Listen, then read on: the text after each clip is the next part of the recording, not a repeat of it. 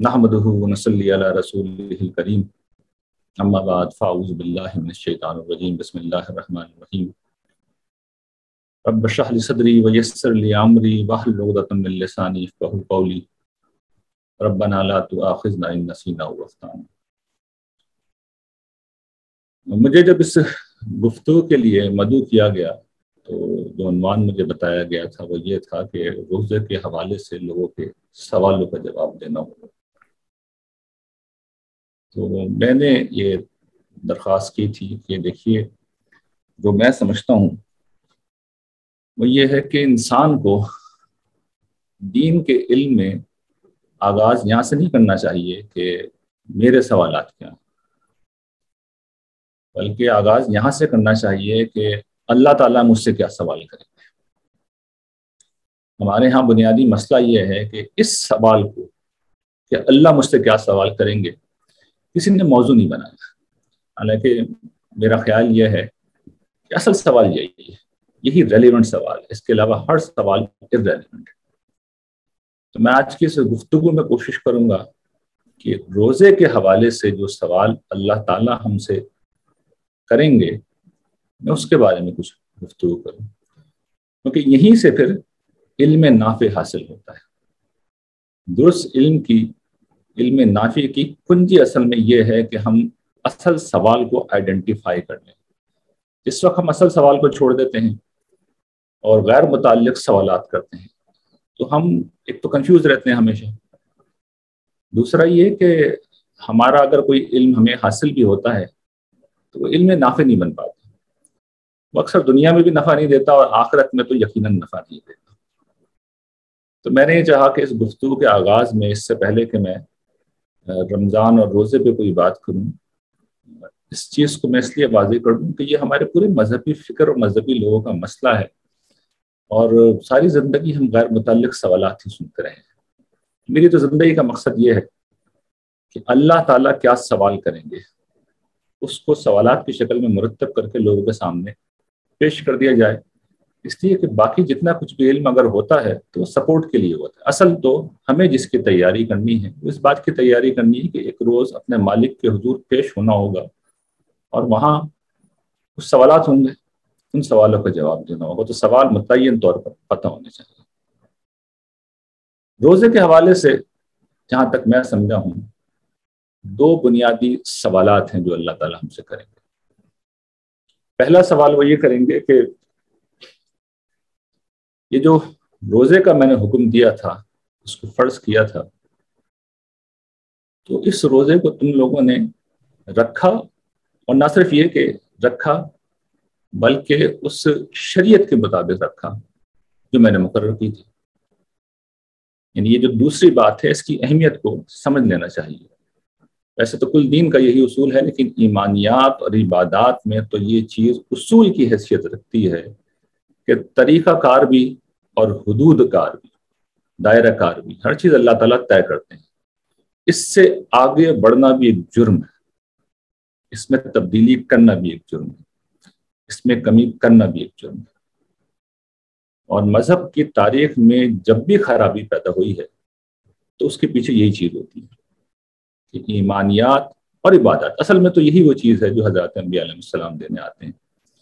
इनके मामले में लोगों ने इजाफे किए हैं, तब्दीलियाँ की हैं, ये कमी कर दी है। तो जितनी भी इबादत हैं, और ज़ाहिर है कि ईमानियात का भी यही मामला है, तो अल्लाह ताला ने जितना कहा और जैसे कहा बिल्कुल उसके मुताबिक होने चाहिए।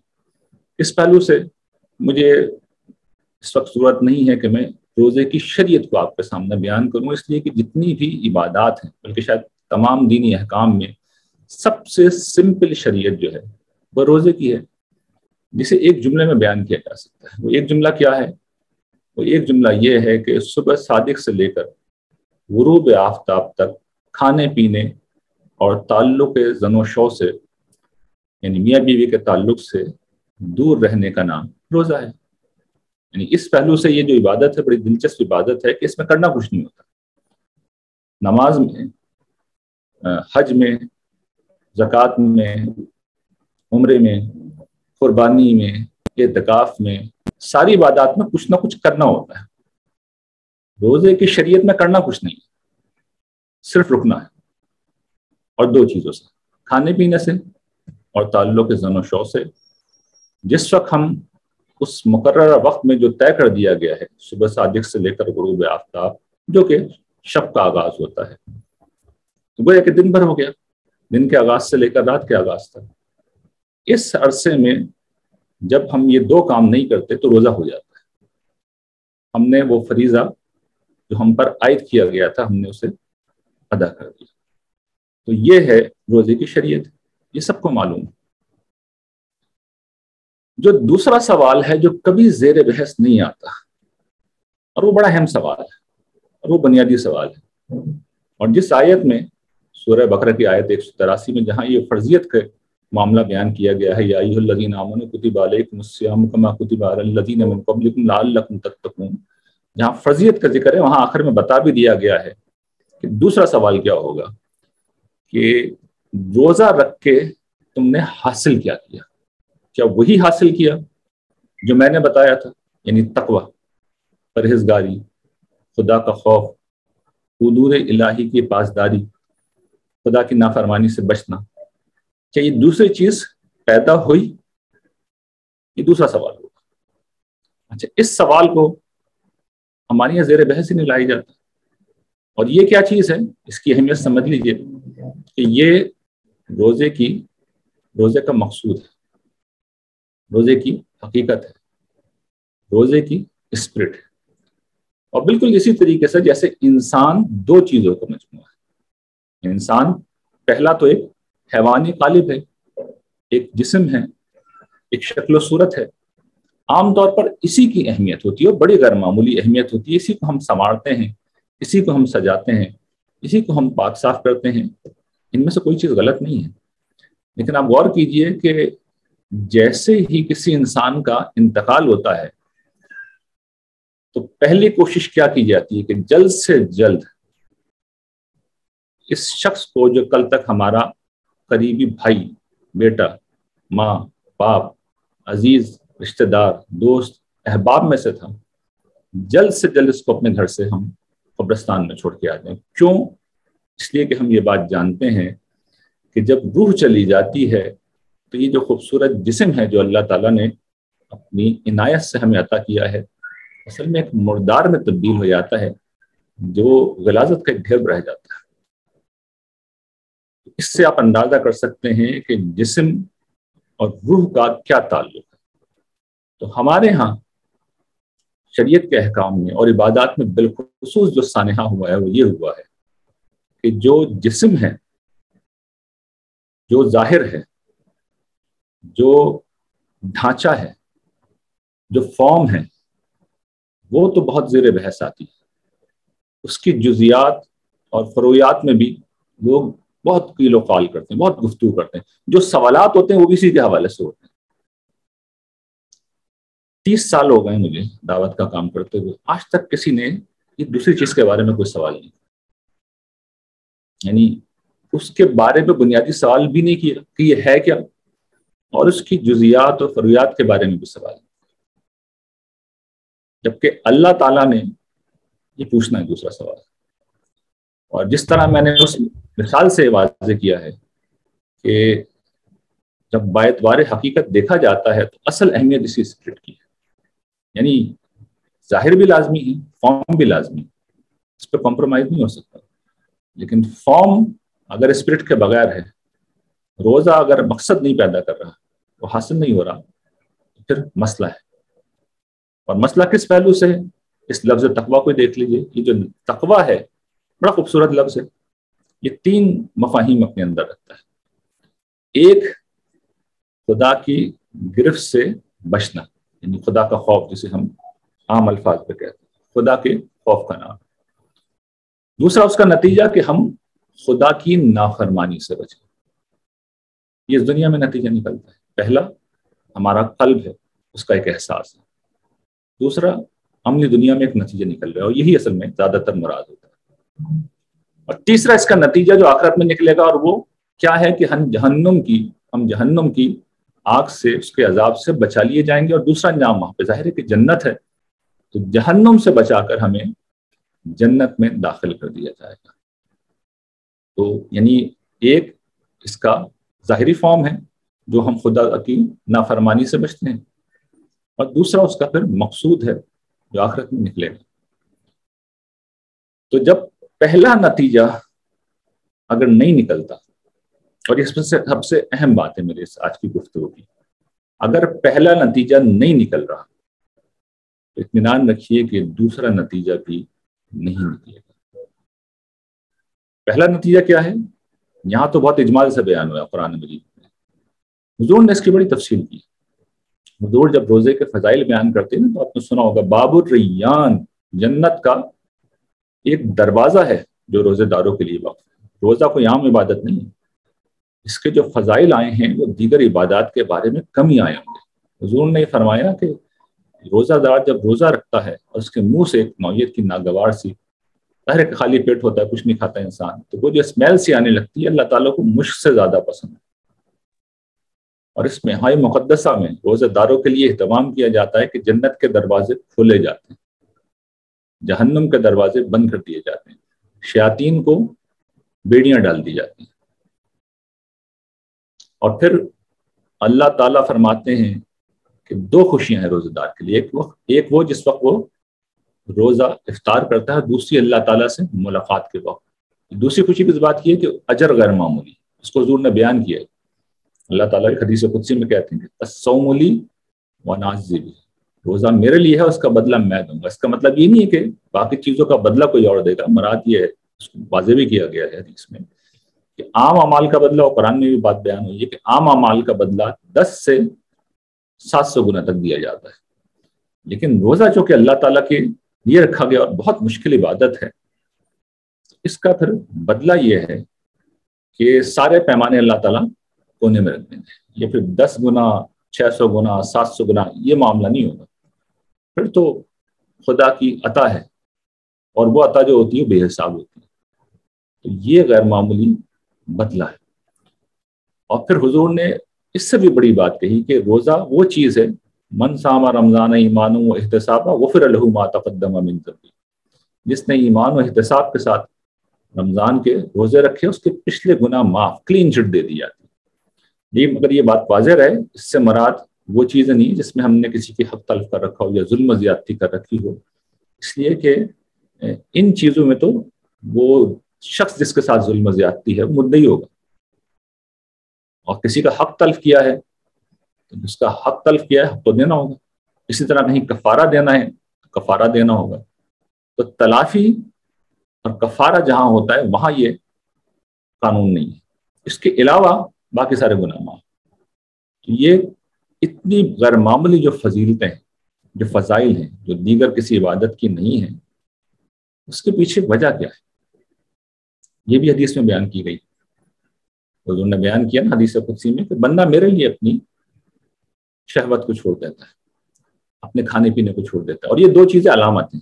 یہ کس چیز کی علامت ہے؟ کھانا پینا زندگی کی تمام ضروریات میں سب سے بنیادی ضرورت ہے، اور میاں بیوی کا جو تعلق ہے زندگی کی خواہشات میں سب سے بڑی خواہش کی علامت ہے۔ زندگی کے رنگ اسی سے، تو ضروریات اور خواہشات دونوں میں جو چیزیں سب سے بڑی تھیں اللہ تعالیٰ نے دونوں پر روک لگا دی، اور روک لگا کر ہمیں بتایا کہ دیکھو تمہاری قوت ارادی اتنی مضبوط ہوتی ہے کہ تم گرمی کے دنوں میں جب سخت ترین روزے ہوتے ہیں، طویل روزے ہوتے ہیں، تم اپنی بنیادی ضروریات کو چھوڑ دیتے ہو، حلق میں کانٹے پڑتے ہیں، وہ خشک ہو جاتا ہے، لیکن ہم میں سے کوئی بھی یہ کام نہیں کرتا کہ کمرہ بند کرے اور سب سے چھپ کے پانی پی لیں۔ لوگ بے ہوش ہو جاتے ہیں، روزہ نہیں توڑتے، اس درجے کی قوت ارادی کو استعمال کرتے ہیں۔ تو میسج یہاں سے کیا آ رہا ہے کہ بھائی میرے کہنے پہ تم نے یہ آخری درجے کا کام تو کر دیا، تو میرے جو باقی احکام ہیں وہ اس سے کچھ ہلکے ہی ہوتے ہیں، لیکن ہمارا المیہ یہ ہے کیونکہ ہم اسپرٹ سے واقف نہیں ہیں، ہم مقصد سے واقف نہیں ہیں، تو ہمارے حلق میں کانٹے پڑ رہے ہوتے ہیں، منہ خشک ہوتا ہے لیکن اسی منہ سے ہم گالیاں بھی دے رہے ہوتے ہیں، ہم جھوٹ بھی بول رہے ہوتے ہیں، ہم اپنا مال نہیں کھاتے، کھانا پینا ہمارا مال ہے، لیکن عین روزے میں آپ کو پتا ہے کہ ہمارے یہاں جو گراں فروشی، جو مہنگائی ہوتی ہے، تو دوسروں کا جیبوں سے ان کا مال نکال کے ہم کھاتے ہیں۔ ہمارے یہاں روزے کا مہینہ، رمضان کا مہینہ مہنگائی کا مہینہ۔ پھر اوور آل یہ تو روزہ رکھ کے حالات ہیں نا ہمارے، اوور آل بھی دیکھا جائے تو ہم اخلاقی معاملات میں دنیا کی پست ترین قوموں میں سے ایک قوم ہے۔ مسلمانوں میں بھی ہم بہت آگے ہیں، اور جدید ترقی یافتہ دنیا میں بھی ہم جس درجے کی اخلاقیات کا مظاہرہ کرتے ہیں، لٹرلی اگر ایک لفظ پہ ہم بیان کیا جائے ہم کون ہیں، تو منافق صحیح ترین تعبیر۔ بات کرتے ہیں جھوٹ بولتے ہیں، وعدہ کرتے ہیں تو وعدہ خلافی کرتے ہیں، اور جب اختلاف ہو جاتا ہے تو پھر ہم ساری حدود کو پامال کر دیتے ہیں۔ کیا یہ ہمارا کردار نہیں ہے؟ کم یا زیادہ ہم میں سے سب لوگ اس میں شریک ہیں۔ یہی منافقت ہے، یہ اعتقادی منافقت نہ صحیح لیکن عملی منافقت تو ہے۔ اگر یہ بات ٹھیک ہے اور اس کے ساتھ اس درجے کی دینداری بھی ہے کہ ہمارے لوگ روزہ نہیں چھوڑتے، تو میرے خیال میں سنجیدگی سے غور کرنا چاہیے۔ یہ مسئلہ یہی کہ دوسرا سوال زیر بحث نہیں آتا۔ 720 گھنٹے کی یہ ٹریننگ ہے جو ہمیں دی جاتی ہے، اور 1 گھنٹہ بھی ہم نہیں سوچتے کہ ہم کر کیا رہے ہیں۔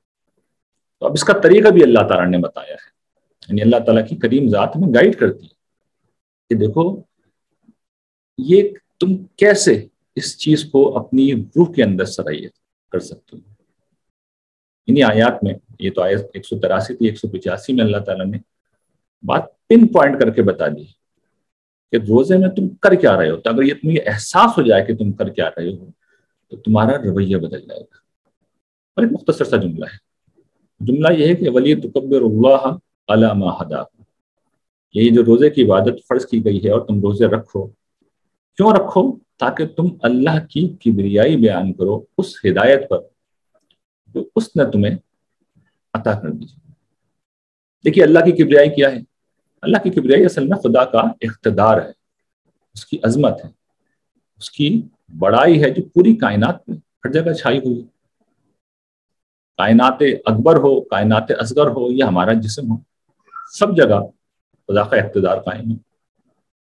اگر ایک ایٹم کے اندر الیکٹران نیوکلس کے گرد حرکت کرتے ہیں، گردش کرتے ہیں، تو خدا کے حکم سے کرتے ہیں، اس کا اقتدار ہے جو وہاں قائم ہے۔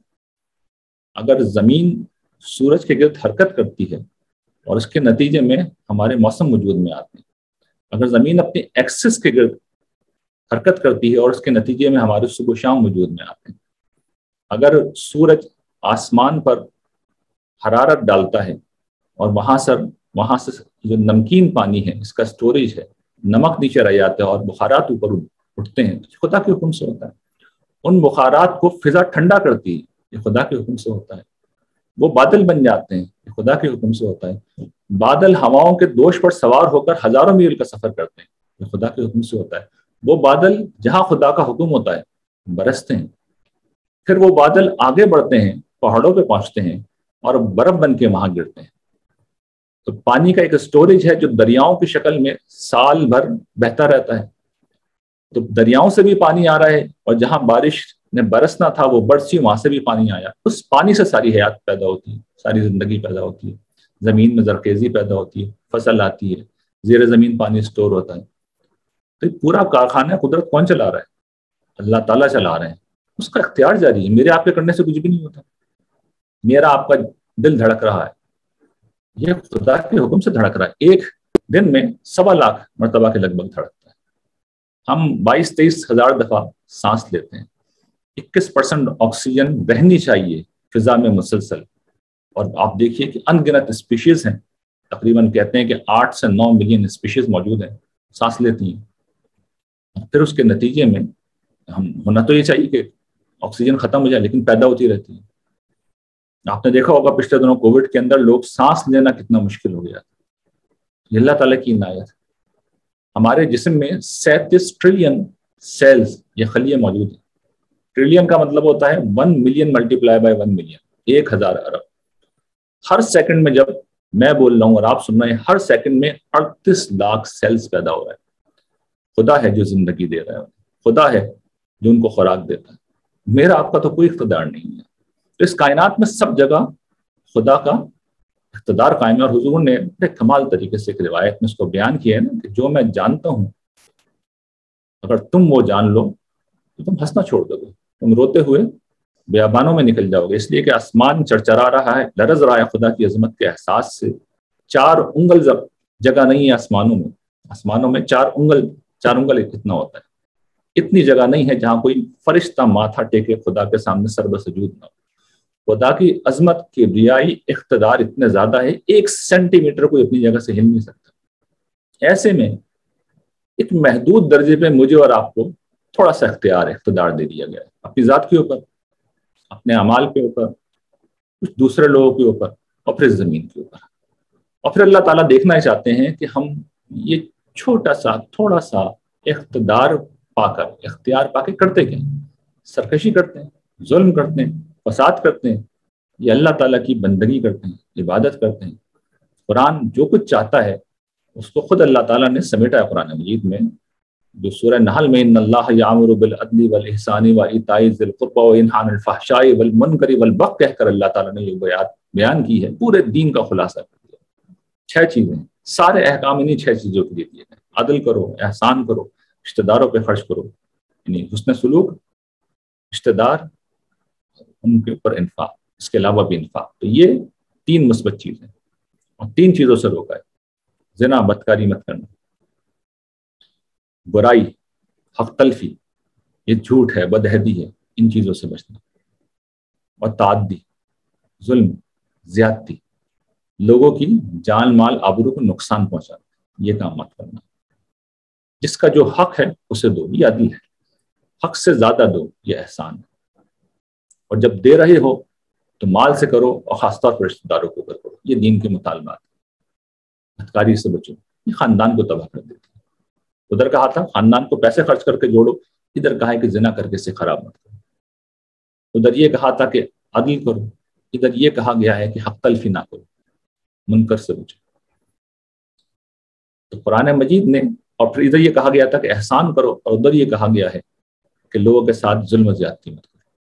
تو یہ بتا دیا ہے کہ وہ کس طرح کے لوگ چاہتے ہیں۔ اور یہ آپ دیکھیے ان احکام کو جب ہم اختیار کریں گے تو آخرت کا نتیجہ تو جو نکلنا ہے قرآن بیان کرتا ہے۔ اس دنیا میں ابن خلدون جو ایک بڑا سوشل سائنٹسٹ اور پہلا سمجھے کہ جس شخص نے تاریخ کو سمجھا، فلسفہ تاریخ کو سمجھا، اس نے بنیادی ضابطے کے طور پہ بیان کیا کہ یہ اخلاقی اقدار ہیں، جو قومیں ان اخلاقی اقدار کو اختیار کرتی ہیں وہ دنیا میں غالب ہوتی ہیں، اور جو ان سے پیچھے ہٹتی ہیں وہ دنیا میں ذلیل اور رسوا ہوتی ہے۔ تو یہ جو مسلمان اپنا عروج ڈھونڈتے رہتے ہیں، اس کے لیے بے پناہ اسٹرگل کر رہے ہیں، اس کا اصل راستہ بھی یہی ہے۔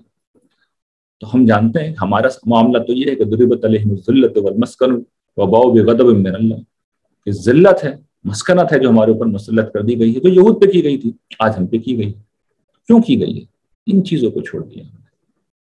یہ ایک تاریخ دان بھی آتا ہے، قرآن مجید بھی بتاتا ہے، لیکن کوئی شخص یہ سننے سمجھنے کے لیے تیار نہیں۔ اور اس کی وجہ کیا ہے؟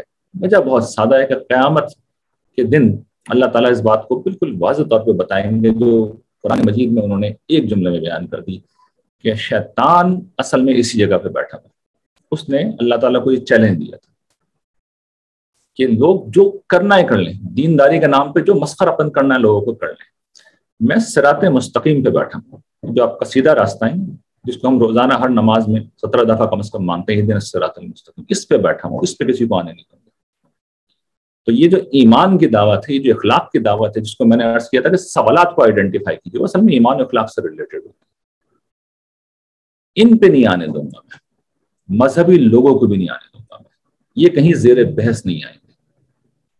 اس کے نتیجے میں لوگ پورے دیندار ہوں گے، لیکن نہ دنیا میں کوئی اس کا نتیجہ نکلے گا، نہ آخرت میں کوئی نتیجہ نکلے گا۔ لیکن روزے کی عبادت فرض اس لیے کی گئی ہے کہ ہم خدا کی کبریائی، اس کی بڑائی کو اپنے وجود کے اوپر قائم کریں، اور پھر اس احساس کو اپنے اندر پیدا کریں کہ میں خدا کے لیے سب کچھ کر رہا ہوں، خدا کے لیے سب کچھ کر رہا ہوں۔ اس کی کبریائی جو کائنات میں ہر جگہ غالب ہے، پھیلی ہوئی ہے، اب میں نے اپنے اختیار کو سرنڈر کر کے اپنے اوپر غالب کر لیا، اپنے اوپر خدا کا اقتدار غالب کر لیا ہے، اس طرح کہ میرے فریج میں اگر کوئی میرا پسند کا کھانا بھی رکھا ہے اور کوئی نوجوان جس کی شادی بھی ہوئی ہے ابھی، وہ بھی خدا کے حکم پہ اپنی خواہش سے، اپنی ضرورت سے رک جاتا ہے۔ یہ تربیت ہے جو بتاتی ہے کہ بھئی اتنی بڑی بڑی چیزوں سے تم رک گئے ہو، جو جائز ہے اس سے تم رک گئے ہو، جو بنیادی ضرورت، بنیادی خواہش ہے اس سے رک گئے ہو، اس کے بعد تو ساری چھوٹی چیزیں ہوتی ہیں، تو چھوٹی چیزوں سے کیوں نہیں رکتے؟ اگر انسان اپنے ہوش و حواس میں ہے وہ سوال تو کرے گا نا۔ اور یہی وہ باتیں دیکھیں جو حدیث میں بیان کی گئی ہے، جو شرط لگائی ہے حضور نے، من صام رمضان ایمان و احتساب، من صام رمضان ایمان و احتساب، من قام رمضان ایمان و احتساب۔ نماز کے حوالے سے بھی یہ کہا گیا، روزے کے حوالے سے بھی، ایمان اور احتساب، خدا کے لیے کرنا ہے، اور دوسرا احتساب کرتے ہیں کہ بھئی جو میں کر رہا ہوں اس کے نتیجے میں مجھے وہ فائدہ حاصل ہو بھی رہا ہے یا نہیں ہو رہا جو مقصود ہے۔ خدا کی کبریائی میں نے کیا کھانے پینے پہ قائم کر رکھی ہے، باقی چیزوں پہ کوئی حکم نہیں دیا گیا۔ تو جس وقت ہم اس احساس کے ساتھ روزہ رکھیں گے تو پھر وہ چیز پیدا ہوگی، وہ چیز پیدا ہوگی۔ اور اگر یہ احساس نہیں ہے تو پھر ہم بھوکے پیاسے رہیں گے۔ حضور نے بھی بیان کیا کہ بھوکے پیاسے رہنے کے سوا آدمی کو کوئی فائدہ حاصل نہیں ہوتا۔ تو یہ بالکل سمجھیے کہ ایک میتھمیٹیکل ایکویشن ہے، اس میں بتا دیا گیا ہے کہ دنیا میں کیا نتیجہ پیدا ہونا چاہیے۔ اگر دنیا کا نتیجہ پیدا ہو رہا ہے تو اطمینان رکھو کہ آخرت کا نتیجہ بھی پیدا ہو، اور دنیا کا نہیں ہو رہا تو اطمینان رکھو آخرت کا کوئی نتیجہ بھی پیدا نہیں ہوگا۔ تو یہ وہ بنیادی سوال تھے دو، جن کے بارے میں، جس میں سے دوسرے سوال پر میں نے بڑی تفصیل سے گفتگو کی ہے، اور دو چیزیں بس میں مختصر چاہوں گا کرنے کی آپ کے سامنے رکھ دوں۔ یعنی آدھے گھنٹے کا مجھے خیال تھا کہ میں اپنی بات پوری کر لوں گا، کیونکہ 1 گھنٹے کا ٹائم دیا گیا، تو آدھا گھنٹہ پھر آپ لوگ لے لیجیے گا سوالوں کے لیے۔ اور وہ یہ کہ دو مختصر سی بات ہے کہ ایک تو یہ کہ یہ جو چیز میں نے عرض کی ہے احتساب، یہ اصل میں فکر ہے، تفکر ہے۔ تو رمضان میں لوگ کوشش کرتے ہیں کہ افطار پارٹیاں کریں، لوگوں سے گلے ملیں، اجتماعی شب بیداریاں کریں، مسجدوں میں جائیں، لیکچر سنیں۔ یہ رمضان کا روزہ اس کام کے لیے ہوتا نہیں ہے۔ یہ نہ لیکچر دینے کے لیے ہوتا ہے، نہ لیکچر سننے کے لیے ہوتا ہے۔ اس لیے ہوتا ہے کہ آپ سب سے کڑیائیں، اور کٹنے کے بعد فکر کریں، تفکر کریں، غور و فکر کریں خدا کی اس کائنات پہ بھی، اس کی عظمت پہ جس کا کچھ تذکرہ میں نے کیا ہے، اس پر بھی آپ غور کریں، اس پہ بھی آپ تفکر کریں، اس پر بھی آپ تدبر کریں، اور پھر اپنا احتساب بھی کریں، خدا کے حضور فریاد بھی کریں، ذکر بھی کریں، گڑگڑائیں بھی۔ یہ بھی میں نے ایک پروگرام حمزہ علی عباسی صاحب کے ساتھ ریکارڈ کیا، اس پر خدا سے تعلق کی احساسات بیان کی، اس میں سے ایک بنیادی احساس ہے ذکر، فکر اور دعا وزاری۔ تو یہ خدا سے تعلق کی ایک بنیادی احساس ہے۔ تو رمضان میں اس احساس کو اپنے اندر پیدا کیجیے، زیادہ سے زیادہ وقت غور و فکر کے اوپر، تفکر کے اوپر، تدبر کے اوپر، اپنے احتساب کے اوپر لگائیے، اور پھر خدا سے دعا، جو قرآن نے بیان کیا۔ اور پھر جو دوسری چیز ہے، وہ جو ہدایت اس ماہ مقدسہ میں ملی ہے قرآن مجید کی، وہ اسی ذکر کا حصہ، قرآن خود ذکر ہے، یاد دہانی ہے، اس کا مطالعہ سمجھ سمجھ کے اسے پڑھنا۔ یہ جو ریس لگتی ہے نا کہ 10 قرآن پڑھنے ہیں، 5 قرآن پڑھنے ہیں، یہ نہیں کرنا۔ اعتکاف کرنا ہے قرآن کے ساتھ، وہ والا اعتکاف نہیں، یعنی ذہنی اعتکاف، قرآن کی آیات کے ساتھ اعتکاف سمجھنا ہے۔ دیکھیے میں خلاصہ کر دیتا ہوں۔ خلاصہ قرآن مجید 2 چیزیں بتاتا ہے۔ پہلی یہ کہ تمہاری منزل کیا، منزل آخرت فردوس بری۔ دوسرا یہ کہ وہاں تک پہنچنے کا راستہ کیا ہے، ایمان، اخلاص۔ اتنی سمپل بات ہے۔ اور پھر میں نے ان میں سے ایک ایک چیز کو لے کے پڑھا دیا، قرآن کا مطلوب انسان پڑھایا میں نے، اس میں وہ سارے اخلاقی مطالبات آ گئے۔ اللہ تعالیٰ کے ساتھ تعلق کو میں نے پڑھایا کہ اللہ سے زندہ تعلق کیسے ہوتا ہے، ایک کورس وہ کرا دیا، ایمانیات کو پڑھا دیا، عبادات کو اب ایک ایک کر کے پڑھانا شروع کیا۔ پہلے روزہ پڑھایا تھا، نماز پڑھا دی۔ یہ کل مطالبات ہیں جو دین کا۔ تو یہ راستہ ہے۔ اس منزل کے علاوہ کسی اور کو منزل بنایا تو پھر آخری منزل جہنم ہوگی، اور اس راستے کے علاوہ کسی اور راستے کو اوپر چلا کچھ نہیں بچے گا۔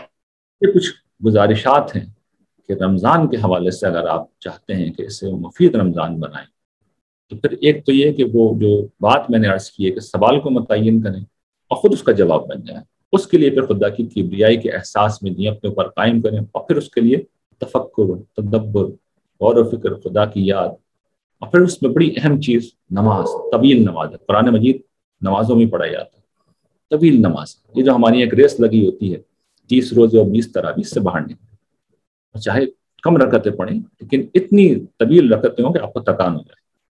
लंबा क़याम, लंबा रुकू, लंबा सजदा, और ठहर ठहर के, समझ समझ के जब ये करेंगे तो इंशाल्लाह आप देखेंगे कि ये रमज़ान आपकी ज़िंदगी का बेहतरीन रमज़ान होगा। व आखिरु दावाना अल्हम्दुलिल्लाह रब्बिल आलमीन।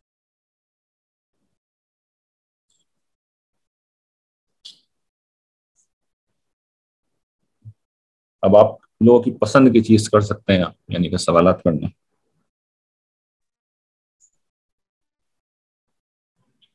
या भाई सर अस्सलाम माशाल्लाह वालेकुम। बहुत खूबसूरत गुफ्तगू थी। आप लोगों की अगर कुछ आप उनसे सवालात कर लें, वो तरतीब से बताएंगे जो प्रोग्राम को कंडक्ट कर रही हैं।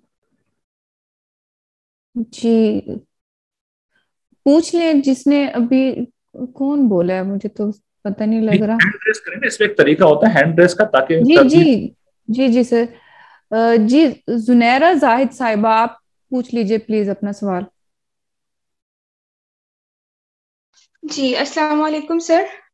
मेरा वालेकुम सलाम। क्वेश्चन ये था कि जैसे आपने अभी कहा है कि रमज़ान में एहतिसाब करना है, अपना तदब्बुर करना है, तफक्कुर करना है, तो प्रैक्टिकली ये मुश्किल हो जाता है क्योंकि आपकी एनर्जी बहुत डाउन होती है, और जब एनर्जी इतनी डाउन होती है तो आपका जहन सिर्फ नेगेटिव थॉट से भरा हुआ होता है। मेरे साथ तो ऐसा होता है, मुझे दूसरों का नहीं पता, और मुझे समझ नहीं आता कि फिर मैं इस चीज के साथ कोप कैसे करूं। मतलब अगर मैं कोई लेक्चर भी सुन रही हूँ तो वो सिर्फ सुनना बराए सुनना ही होता है, समझ नहीं रही होती मैं उसको।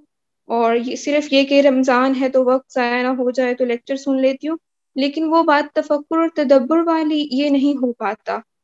इसके लिए प्रैक्टिकली क्या किया जाए?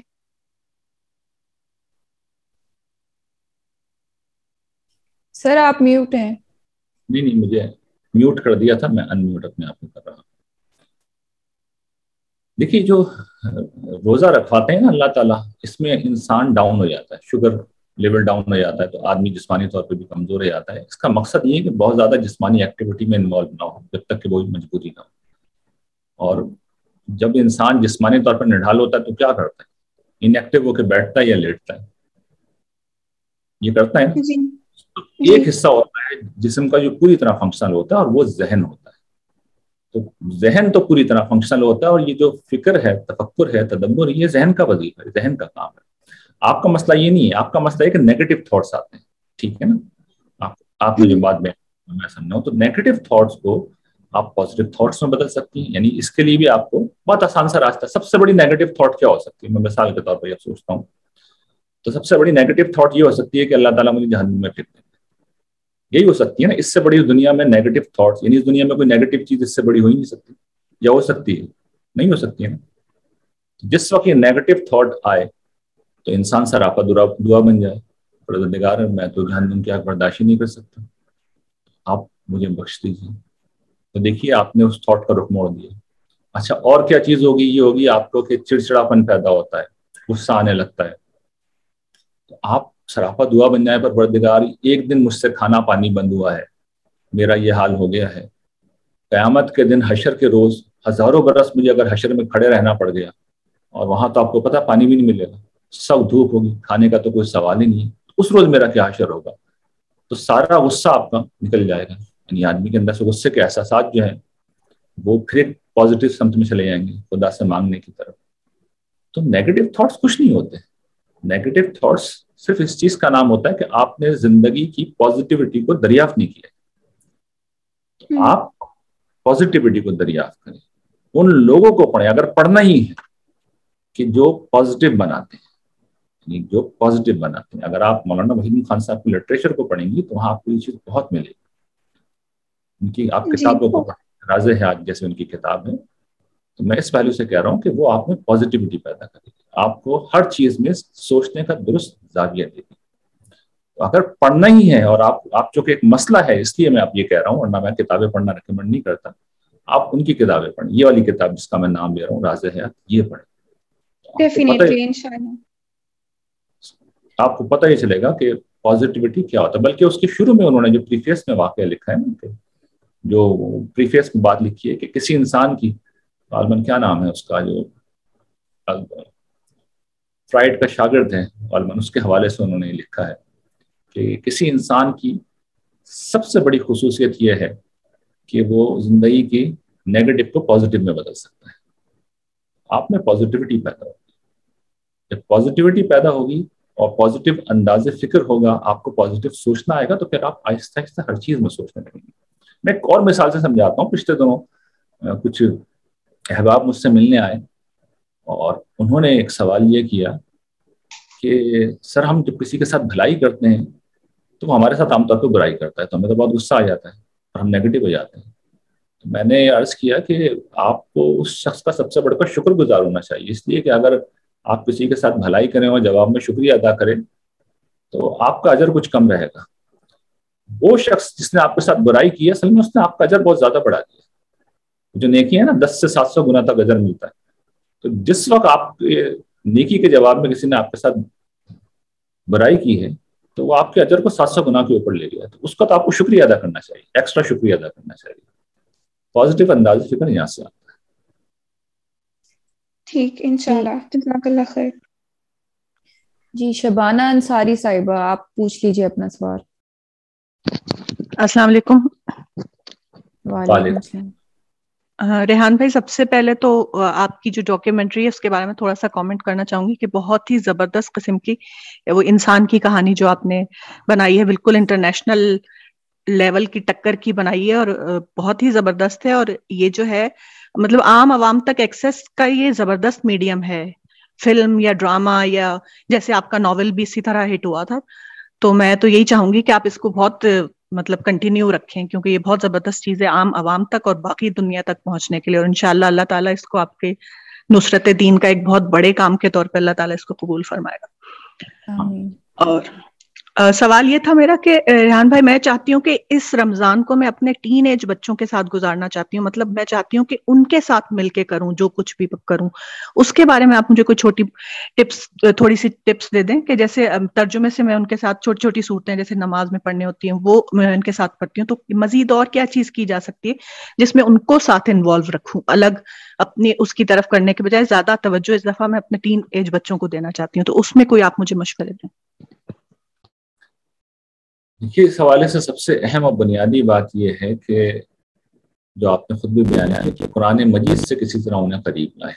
قرآن مجید سمجھ کے وہ پڑھیں, ترجمے سے پڑھیں, اور آپ ان کے ساتھ مل کے بیٹھیں, خود ان کو پڑھائیں, ترجمہ سمجھائیں, قرآن کی چیزوں کو, اس کے واقعات کو دلچسپ انداز میں بیان کریں. اس لیے کہ دیکھیے قرآن جو ہے وہ ہدایت کی کتاب ہے, اور جیسے کہ میں نے عرض کیا کہ شیطان نے چیلنج اللہ تعالیٰ کو یہ دے رکھا ہے, اس کے الفاظ ہیں نا کہ میں بھی یہیں بیٹھا ہوں کہ میں لاخودن لہم صراطک المستقیم, پروردگار میں تیری سیدھی راہ پہ بیٹھا ہوں اور آگے پیچھے دائیں بائیں سب جگہ سے آؤں گا اور اسی پہ نہیں آنے دوں گا. تو ہر وہ چیز جو صراط مستقیم کی طرف لے کے جاتی ہے, آپ دیکھیے گا اس میں لوگوں کی دلچسپی لیسٹ ہوتی ہے, اور کسی طرح وہ اس میں آ جائیں تو ہمیشہ غیر متعلق چیزوں کی طرف لوگ مڑ جاتے ہیں.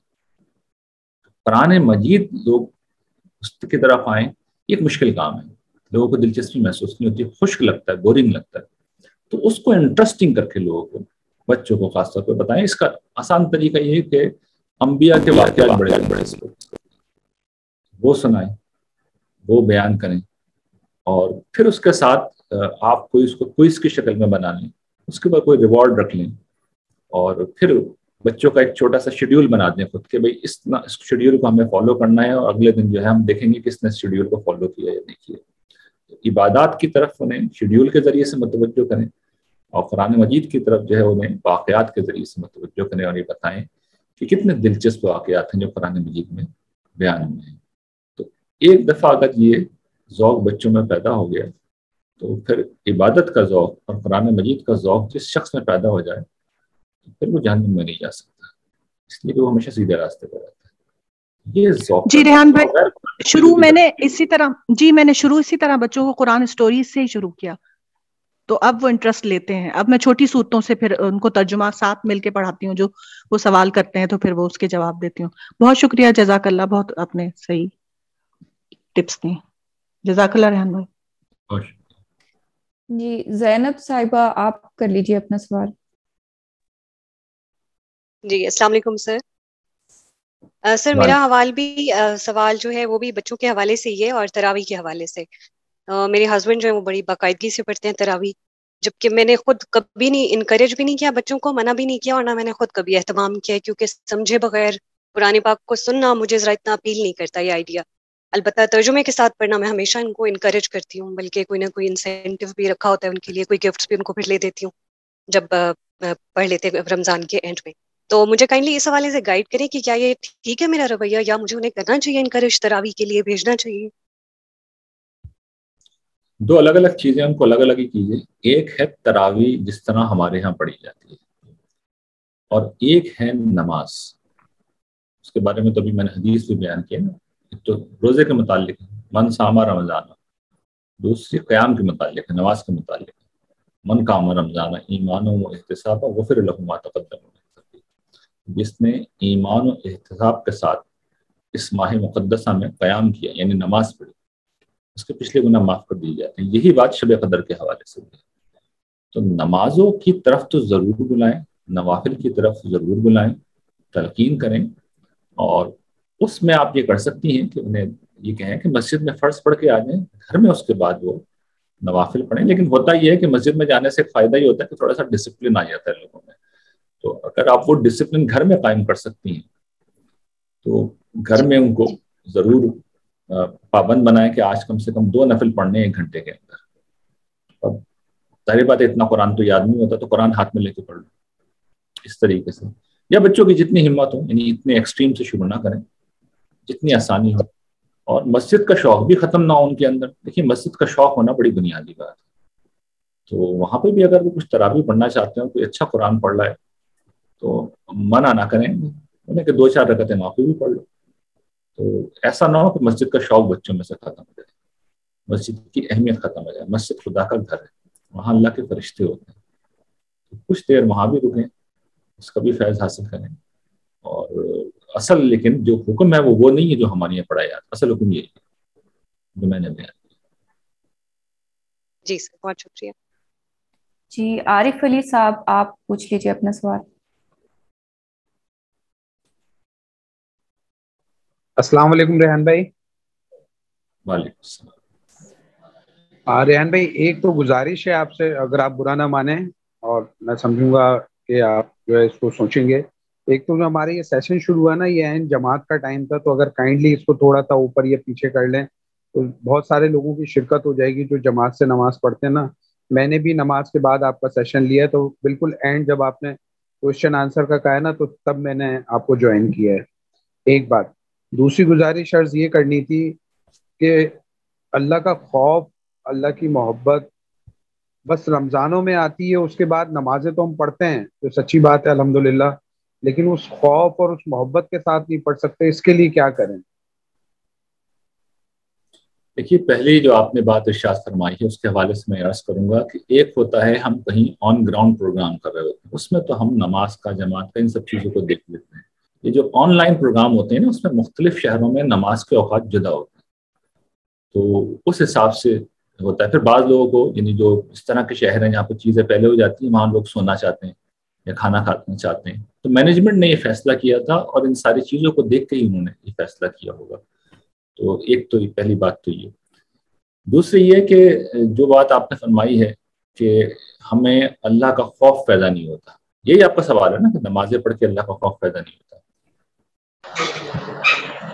میں اگر غلط کہہ رہا ہوں تو میری کریکشن کر دیں. دوسرا سوال. نہیں بالکل یہ کہ اللہ کا خوف اور اللہ کی محبت صرف رمضانوں تک ہی رہتی ہے، پھر وہ آہستہ آہستہ ختم ہو جاتی ہے. بس وہ نمازوں تک ہی سلسلہ رہتا ہے. وہ ایک خشوع خضوع اور وہ جو ایک شوق ہوتا ہے نا رمضان کا، وہ رمضان کے بعد پتہ نہیں کیوں مجھ میں اپنی بات کر رہا ہوں ذرا کم ہو جاتا ہے.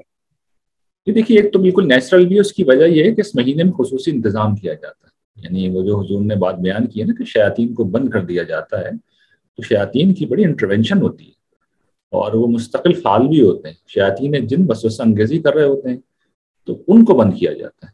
تو اس سے اوور آل بہت فرق پڑتا ہے. یعنی ایک نفسیات ہے، انسان کی نفسیات کے اوپر اثر پڑتا ہے. تو یہ ہمارے پاس موقع ہوتا ہے کہ اس رمضان میں ہم اپنے اندر کا جو شیطان ہے اس پہ قابو پا لیں. یعنی وہ اکیلا رہ جاتا ہے ہمارے مقابلے میں، اور روزہ رکھوا کے اس کو کمزور بھی کر دیا جاتا ہے، جسے نفس کہتے ہیں. تو ہم اگر اسپرٹ کے ساتھ جو میں نے آج بیان کی بہت تفصیل کے ساتھ، آپ چونکہ لیٹ آئے تو آپ کو اسپرٹ نہیں سن سکے، اگر 720 گھنٹے اسی اسپرٹ کے بارے میں سوچتے رہیں گے جو میں نے بیان کیا آج بہت تفصیل سے، ریکارڈنگ میرے خیال میں اویلیبل ہو جائے گی جلدی، تو آپ سن لیجیے گا، تو اس کا نتیجہ یہ نکلے گا کہ کچھ نہ کچھ تو ظاہر ہے کہ کمی آئے گی، اس لیے کہ وہ ایک تو نیچرل بھی ہے، نفسیاتی جیسا کہ میں نے عرض کیا، روحانی معاملات بھی چینج ہوتے ہیں، اس کے ساتھ ظاہر ہے کہ معمولات بھی بدلتے ہیں، یہ ساری چیزوں کی وجہ سے کچھ نہ کچھ تو کم ہوگا، لیکن ایسا نہیں ہوگا کہ گویا کہ ایک موسمی چیز تھی اور موسم ختم ہوا تو وہ رخصت ہو گئی، نہیں ایسا نہیں ہوگا، بلکہ وہ انسان کی شخصیت کا مستقل حصہ بن جائے گا۔ تھوڑا کم ہونا یہ نیچرل ہے، اس سے گھبرانا نہیں چاہیے۔ باقی یہ کہ اللہ کا خوف اور شوق تو یہ تو ہر نماز کا موضوع ہے، اس کے لیے تو ابھی میں نے نماز بڑی تفصیل کے ساتھ پڑھائی ہے، اس کو آپ لیکچر سنیں۔ نماز اس وقت اپنی اسپرٹ کے ساتھ آدمی سمجھ لے گا، یعنی جس طرح میں نے روزے کی پوری اسپرٹ سمجھائی ہے، نماز کی بھی ایک اسپرٹ ہے، اور نماز کے بارے میں تو خود قرآن مجید نے بہت تفصیل سے موضوع بنا کر اس کو بیان کیا ہے۔ اللہ تعالیٰ یہ بات بیان کرتے ہیں کہ نماز کا جو مقصد ہے خدا کی یاد ہے۔ حضرت موسیٰ کو جو بات کہی گئی تھی کہ اقم الصلاۃ لذکری، اور پھر جو سورہ عنکبوت میں بات کہی گئی ہے کہ ان الصلاۃ تنہی عن الفحشاء والمنکر، تو یہ کیا چیز ہے؟ یہ بتاتی ہیں کہ نماز انسان میں خدا کی یاد پیدا کرتی ہے، خدا کی حضوری میں جینے کا احساس پیدا کرتی ہے۔ نماز میں جس وقت یہ احساس پیدا ہوتا ہے تو ظاہر رغبت بھی ہوگی، شوق بھی ہوگا۔ پرابلم یہ ہوتا ہے کہ ہماری نماز ہمیں سمجھ میں نہیں آتی، جب سمجھ میں نہیں آئے گی تو آگے پھر کوئی نتیجہ نکلے گا ہی نہیں۔ اچھا، ہمیں پتہ ہی نہیں کہ اللہ تعالیٰ کیا کہنا ہے۔ یعنی ایک سادہ سی مثال دیکھیں نا، یہ جو ہم ایک جملہ کہتے ہیں بار بار، اہدنا الصراط المستقیم، اہدنا الصراط المستقیم، اہدنا الصراط المستقیم، یہ اللہ سیدھا راستہ دکھا۔ آدمی ایک لمحے کے لیے غور کر لے کہ وہ نماز میں ہر رکعت میں ایک جملہ دہرا رہا ہے، سیدھا راستہ دکھا، تو سلام پھرنے کے بعد کیا ہم کسی ٹیڑھے راستے کی طرف جانے کا سوچیں گے؟ یعنی اللہ تعالیٰ تو ہدایت دیں گے، یقیناً دیں گے، لیکن ہم اپنے آپ سے سوال کریں گے نا کہ ابھی تو میں سیدھا راستہ مانگ کے آیا ہوں مسجد میں یا نماز میں، اور مصلی سے اٹھتے ہی میں ٹیڑھے راستے کی طرف چلے جاؤں گا؟ یہ ہو نہیں سکتا۔ اسپرٹ نہیں ہے، شعور نہیں ہے، احساس نہیں ہے، حقیقت نہیں ہے، مقصد نہیں ہے، یہ چیز واضح نہیں ہے۔ عبادات کے معاملے میں ہماری مذہبی فکر نے جو سب سے بڑا بلنڈر کیا وہ یہ کیا کہ ان میں جو شریعت کا قانون ہے اس کی فقہی جزیات میں چلتے چلے گئے، جاتے چلے گئے، اس کی کوئی ضرورت نہیں، اور جو اسپرٹ تھی، جو حقیقت تھی، جو مقصد تھی، جو روح تھی، وہ زیر بحث نہیں۔ تو لوگوں کا قصور نہیں، لوگوں کو بتایا نہیں جاتا، بتایا جائے گا تو لوگ کیوں نہیں مانیں گے؟ اس لیے کہ انسان بہرحال انسان سمجھتا ہے۔ تو نماز کو اسپرٹ کے ساتھ پڑھیے۔ روزہ 1 مہینے کی عبادت ہے، نماز تو ساری زندگی کا وظیفہ، دن میں 5 دفعہ پڑھی جاتی ہے، اور نماز سے بڑی تذکیر کوئی نہیں ہے۔ اسی لیے کہا گیا نا فواحش سے کیوں روکتی ہے، منکر سے کیوں روکتی ہے؟ اس لیے روکتی ہے کہ آدمی سوچتا ہے کہ میں ابھی کیا کہہ کے آیا ہوں تھوڑی دیر پہلے، یعنی ابھی میں اللہ تعالیٰ سے ہدایت مانگ کے آیا ہوں، اٹھتے کے ساتھ ہی میں منکر میں جاؤں گا، جھوٹ بولوں گا، بدعہدی کروں گا، وعدہ خلافی کروں گا، ظلم کروں گا، زیادتی کروں گا۔ انسان اگر اپنے ہوش و حواس میں ہے تو یہ نہیں کرے گا۔ ہو سکتا ہے اس کے بعد غلطی نہیں رکتی، غلطی تو ہوتی رہے گی، غلطی مسئلہ نہیں ہوتی، غفلت اور سرکشی نہیں رہ سکتی، یہ 2 چیزیں مسئلہ، غفلت اور سرکشی نہیں رہ سکتی۔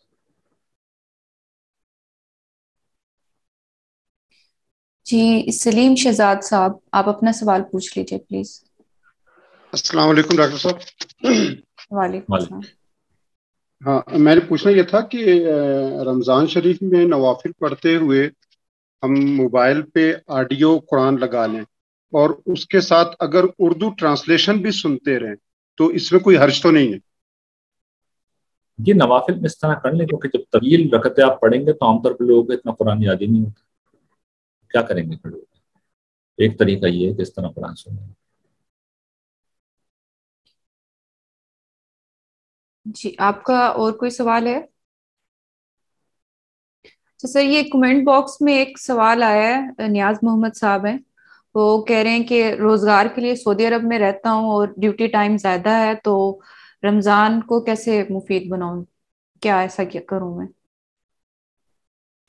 دیکھیے، یہ جو تفکر والی عبادت میں نے بیان کی ہے نا، یہ تو 24 گھنٹے ہو سکتی ہے سوائے سوتے وقت، یعنی سونے کے علاوہ آپ کچھ بھی کر رہے ہو یہ ہو سکتی ہے۔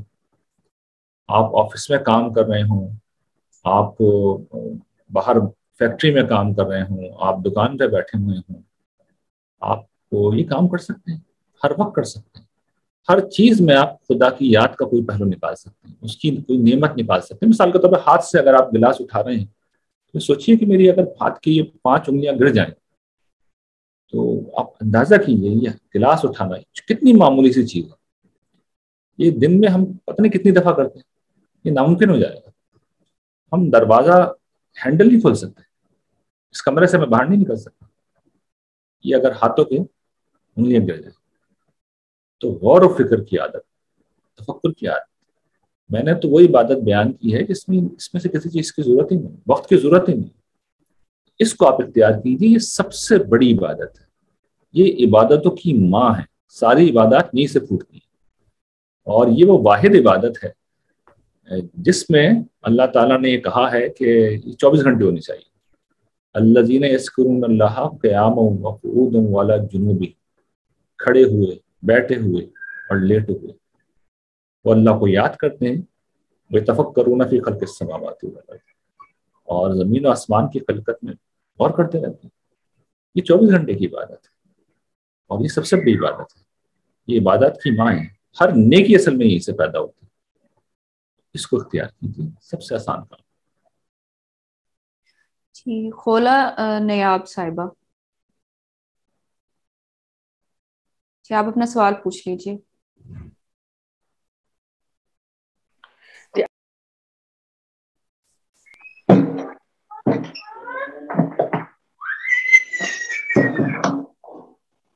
السلام علیکم، میری آواز آ رہی ہے؟ جی جی وعلیکم السلام. اچھا جی، میرا کوشچن یہ ہے سر، آپ نے جیسے کہ کہا کہ یہ مہینہ جو ہے وہ لیکچر سننے کا اور جس طرح ہمارے یہاں اجتماعات اور یہ سب کچھ دورے قرآن اور یہ سب کچھ چلتا ہے تو اس کا نہیں ہے. تو پچھلے 2-3 سالوں سے یعنی میں بھی قرآن کی جب ایک طالب علم ہوں تو ہم اسی طرح کے کچھ پروگرامز اور یہ سب کچھ رکھتے تھے اور یہ سب کچھ کرتے تھے. تو مطلب اگر ہم ان چیزوں سے ان ٹچ نہیں رہتے یعنی لیکچرز وغیرہ نہیں سنتے تو کیا پھر یہ یعنی جو ایمان وہ احتساباً ہے تو کیا ایمان میں کمی نہیں آتی ان چیزوں سے؟ یعنی قرآن کی محفل میں بیٹھنے سے یا قرآن کو سیکھنے سے یا اس کو ریوائز کرنے سے، کسی نہ کسی ایسے لیکچر کو اٹینڈ کرنے سے تو ایمان میں اضافہ ہوتا ہے. تو اگر ہم نہیں کریں گے بالفرض ان چیزوں میں پارٹیسپیٹ نہیں کرتے تو پھر ہمارے پاس پھر ایمان کو اپنے اضافہ کرنے کا پھر وہ کیا ذریعہ ہوگا؟ یعنی مجھے ایسا لگتا ہے کہ پھر ہم اس سے اور زیادہ دور ہوتے چلے جاتے ہیں. تو اس کے بارے میں پلیز رہنمائی فرما دیں. دیکھیے، اگر یہ آپ اس طرح محسوس کرتی ہیں تو آپ بالکل کر سکتی ہیں. میں نے کوئی ممانعت نہیں کی ہے، نہ میں نے اس کی نفی کی ہے. کر سکتے ہیں، یعنی یہ کوئی حرمت کی بات ہی نہیں ہے. کچھ لوگ اگر سمجھتے ہیں کہ وہ اتنی سیلف ڈسپلن اپنے آپ کو نہیں کر سکتے، اگر وہ اپنے اوپر اتنا کنٹرول نہیں رکھتے تو بالکل جا کے بیٹھ جائیں اجتماعات میں، یہاں پر قرآن مجید پڑھایا جا رہا ہو، سن لیں، سمجھ لیں، اس کی کوئی ممانعت نہیں ہے.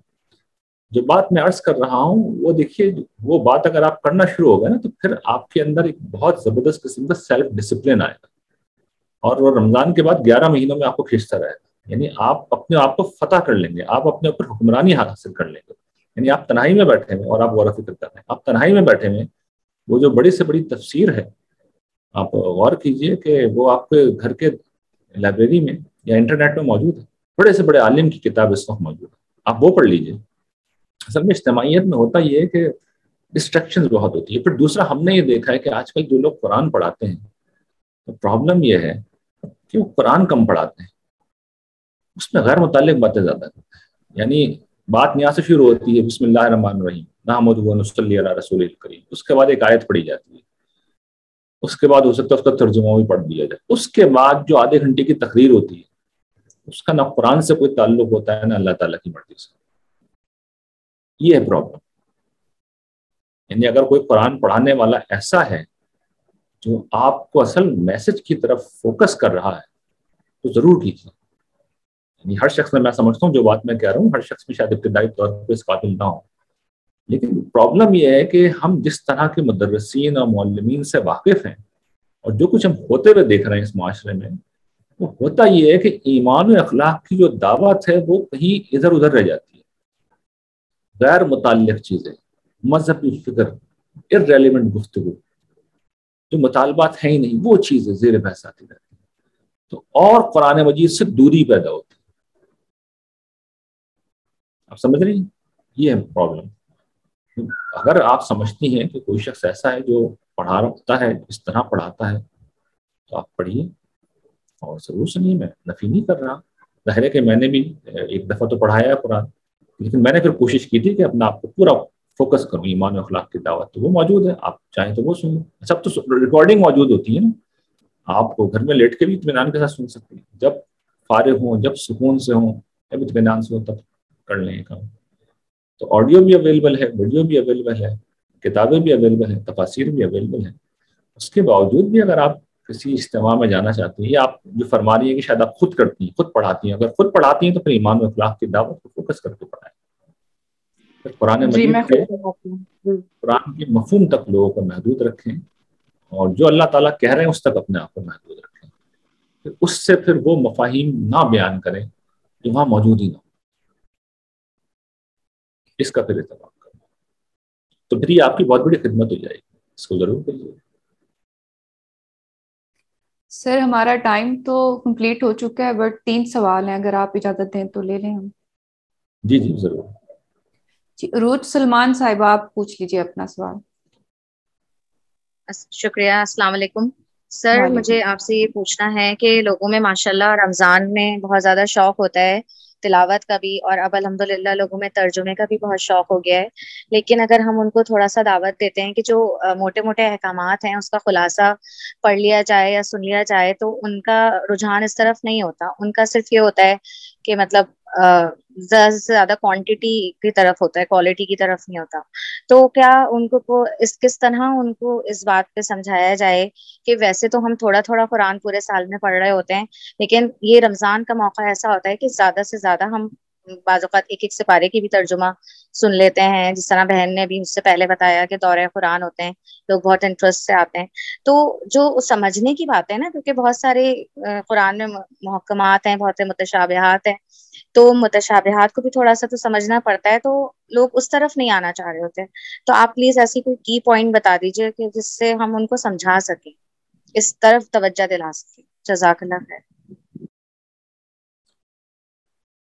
دیکھیے قرآن مجید ہدایت ہے، اور جیسے کہ میں نے جہاں سے لیکچر شروع کیا تھا کہ ہدایت جو ہوتی ہے، علم نافع جو ہوتا ہے، وہ اصل میں کچھ متعین سوالات ہیں، ان کے جواب ڈھونڈنا ہے. تو قرآن مجید جس وقت پڑھا جائے تو اس میں فوکس اس پہ ہونا جانا چاہیے کہ کیا چیزیں ہیں. جیسے کہ میں نے تلخیص کی نا قرآن مجید کی، کہ وہ منزل کیا بتا رہا ہے، جنت کی منزل، اور اس کے بیچ میں جو کھائی آتی ہے جہنم کی، اس سے بچنا. اس پہ فوکس کر رہا ہے قرآن مجید. تو لوگوں کو توجہ دلائیں کہ اگر آپ چاہے پورا ترجمہ ہی پڑھنا ہے ضرور پڑھیں، لیکن لے کے کیا جا رہے ہیں. آپ کے ذہن میں یہ بات راسخ ہو گئی ہے کہ اصل میں جنت میں جانا اور جہنم سے بچنا، یہی اصل ہدف ہے. پھر اس کا طریقہ کار کیا ہے، پڑھ لیجیے آپ پورا قرآن، لیکن جو طریقہ کار ہے، جو ڈوز اینڈ ڈونٹس ہیں، کہ آپ کو ازبر ہو گئے. اصل میں تو ان پہ بات کریں گے نا اللہ تعالیٰ. آپ سے قرآن مجید نہیں سنیں گے قیامت کے دن. پورے قرآن میں قرآن پڑھنے کا حکم کہیں پہ نہیں ہے. قرآن کتاب ہدایت ہے، قرآن پڑھ کے ہدایت پانی ہے. تو ڈوز اینڈ ڈونٹ سمجھے قرآن مجید کے. قرآن مجید متعین طور پہ بتاتا ہے. میں نے جیسا کہ عرض کیا، وہ قرآن کا مطلوب انسان میں نے جمع بھی کر دیا، ان چیزوں کو پڑھایا بھی ہے کہ ڈوز اینڈ ڈونٹس کیا ہیں، وہ آپ کو ازبر ہو جائیں، وہ آپ کی زندگی بن جائیں، آپ ان کی روشنی میں اپنا احتساب کرتے رہیں. اور پھر جو آیات ہیں دیگر، اصل میں وہ ان کا کیا رول ہوتا ہے، وہ اضافہ ایمان کا سبب ہے. مثال کے طور پہ جب قرآن مجید یہ بتاتا ہے سورہ روم میں کہ یہ جو رومی ہیں قریب کی زمین میں مغلوب ہو گئے ہیں اور عنقریب یہ غالب آئیں گے، تو یہ کوئی تاریخی واقعہ نہیں ہے، یہ سرسری طور پہ آگے بڑھ جانے کی چیز نہیں ہے. یہ خدا کی نشانی ہے کہ جس خدا نے اپنے الفاظ کو اس دنیا میں پورا کیا، وہ آخرت کے وعدوں کو کیوں پورا نہیں کرے گا. آپ وہ آیتیں پڑھیے، وہاں پر الفاظ ہیں بعد اللہ، یہ اللہ کا وعدہ ہے. تو دنیا میں اس نے جو وعدہ کیا وہ پورا کر دیا، تو آخرت کے وعدے پورے کیوں نہیں کرے گا. تو یہ باقی جو قرآن ہے، یعنی قرآن یا تو ہدایت ہے ڈوز اینڈ ڈونٹس کی شکل میں، باقی جو ہے وہ استدلال ہے، دلیل ہے. اور اس دلیل میں سب سے اسٹرانگ دلیل یہی ہے جو میں نے سامنے رکھ دی کہ بھائی قرآن مجید پڑھ کر آپ کو یہ پتہ چلنا چاہیے کہ جس خدا نے اپنی ساری باتیں، یعنی قرآن کیا ہے، صحیفہ رسالت ہے نا، حضور اور ان کے مخاطبین کے بیچ میں گفتگو ہو رہی ہے، اس چیلنج کے ساتھ ہو رہی ہے کہ نبی جب جائیں گے اس دنیا سے، رسول جب جائیں گے تو اس سے پہلے غالب ہو چکے ہوں گے. تو اضافہ ایمان ہونا چاہیے. تو لوگوں کو آپ بتائیے، متعین طور پہ ان کے سامنے بات رکھیے کہ بھائی اضافہ ایمان کی کیا بات ہے جو آپ نے قرآن سے دی، number 1. Number 2، dos and don'ts میں سے کیا لیا. آپ نے اپنی منزل کو سمجھا، راستے کو سمجھا جو ڈوز اینڈ ڈونٹس ہیں، اور پھر ایمان میں اضافہ، کیونکہ ایمان کیا ہوتا ہے؟ موٹیویشن، اس سے آدمی آگے بڑھتا ہے. تو یہ سوال کریں، لوگوں کو اس سے نہ روکیں کہ قرآن لوگ پورا نہ پڑھیں. اگر کسی شخص کو شوق ہے تو پڑھ دینے اسے، ضرور پڑھیں، لیکن وہ لے کے کیا اٹھ رہا ہے، لے کے کیا جا رہا ہے، جسے کہتے ہیں نا کہ ٹیک ہوم کیا ہے، کیا وہ چیز ہے جو اپنے at the end of the day حاصل کر رہا ہے. اس پہ توجہ دلائیں. اس کے بعد انشاءاللہ یہ قرآن پڑھنا بہت مفید ہے. جی طارق جاوید صاحب آپ پوچھ لیجیے اپنا سوال پلیز. جی السلام علیکم. وعلیکم السلام. جی میرا سوال یہ ہے کہ روزے میں ایک بہت اچھی چیز آپ کر سکتے ہیں کہ اپنی نمازوں کو بہتر سے بہتر کر لیں. تو اس سلسلے میں میرا سوال یہ ہے کہ آپ کا ایک کورس بھی چل رہا ہے نماز کا، اور آپ نے اس میں کچھ آپشنل اذکار بتائے ہیں، تو کیا یہ انسان کرے کہ ان کو لکھ لیا جائے اور ان کا اردو ترجمہ بھی لکھ لیا جائے، تو ایک پیپر پہ رکھ کے پرنٹ لے کے اس کو نماز میں پیپر سے پڑھ لیا جائے، تو یہ ٹھیک رہے گا؟ جی بالکل، یہ بہت اچھا کام ہے. یعنی اس سے آئیڈیل کوئی موقع نہیں ہو سکتا رمضان سے کہ آپ یہ کام کریں، بلکہ یہ بھی ایک کام کیا جا سکتا ہے فارغ وقت میں کہ آپ وہ دعائیں، حضور کی دعائیں یاد کریں. تو یہ بھی ہو سکتا ہے، اور یہ بھی ہو سکتا ہے کہ آپ سامنے وہ اذکار لکھنے کی بھی ضرورت نہیں ہے، سب کچھ موجود ہے. میں نے جہاں پہ یہ پڑھایا ہے وہاں پر جو اس کا سورس ہے میں نے بتا دیا کہ یہ جو میزان کتاب ہے وہ سورس ہے میری، اور وہاں یہ ساری دعائیں موجود ہیں، وہ میں ترجمے میں موجود ہیں، اور وہ انٹرنیٹ پہ فری موجود ہے. اس کا پرنٹ آؤٹ ویسے نکل آئے گا، تو آپ اپنے سامنے وہ رکھ لیں، پرنٹ آؤٹ نکالیں، اور اس کو ہر مسئلہ اس میں یہ ہوتا ہے کہ سجدے کی دعائیں ظاہری بات آدمی اس وقت سامنے دیکھ نہیں سکتا، لیکن جو قعدے کی دعائیں ہیں وہ آپ پڑھ سکتے ہیں، جو قیام کی دعائیں ہیں وہ بھی آپ پڑھ سکتے ہیں. رکوع اور سجدے میں ظاہر ہے کہ وہ مشکل ہوگی، تو اس میں آپ ترجمہ پڑھ لیجیے. یہ خدا سے زندہ تعلق پیدا کرنا ہے نا. تو مطلب ہمارا کیا خیال ہے، اللہ تعالیٰ کو عربی آتی ہے اور کوئی دوسری زبان نہیں آتی. یہ دعائیں حضور نے اپنی مادری زبان میں پڑھی ہیں، تو جو ہماری مادری زبان ہے اس میں ہم پڑھ لیں. البتہ یہ بات ہے حضور کی دعائیں بڑی بے مثل ہوتی ہیں. حضور جیسا جمال، حضور جیسا کمال وہ ہم مر بھی جائیں، 1000 دفعہ پیدا بھی ہو جائیں تو کر نہیں سکتے اپنے اندر. اس میں اس پہلو سے بڑی گرما ہوتی. لیکن مجھے بھی سمجھ آئی تھی کہ آپ نے کچھ ایسا بھی بتایا تھا ان لیکچرز میں کہ اگر آپ اپنی زبان میں پڑھ لیں اور آپ کو زیادہ بہتر سمجھ آ جاتی ہے تو بہتر ہے کہ اپنی نماز میں اپنی زبان میں پڑھ لیں.